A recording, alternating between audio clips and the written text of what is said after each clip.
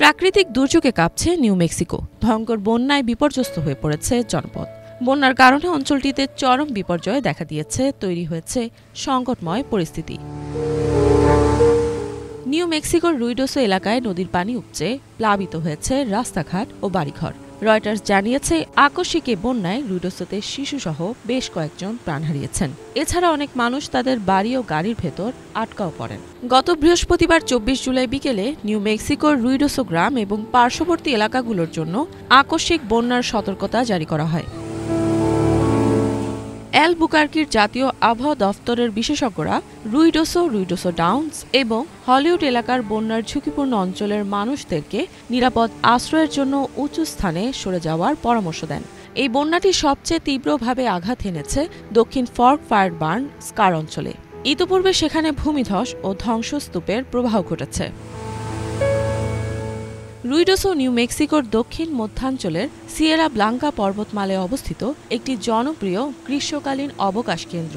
এটি শীতকালে স্কি করার জন্যও বেশ জনপ্রিয়। এই স্থানটি অ্যালবুকার্কি শহরের প্রায় ১১৫ মাইল দক্ষিণে অবস্থিত।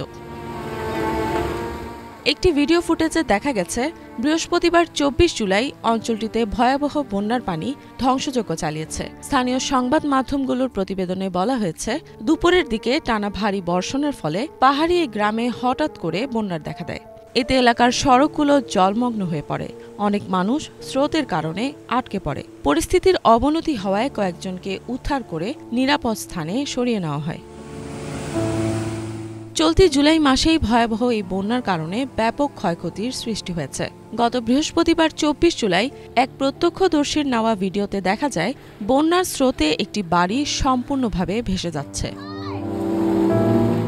রয়টার্স জানিয়েছে, স্যাটেলাইট চিত্র ভিডিও ফুটেজ যাচাই করে তারা স্বাধীনভাবে ও এলাকার অবস্থান ও ভবনগুলোর নকশা যাচাই করেছে।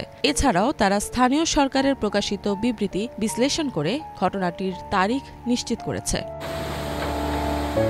ইফাত জাহান, বাংলা ভিশন।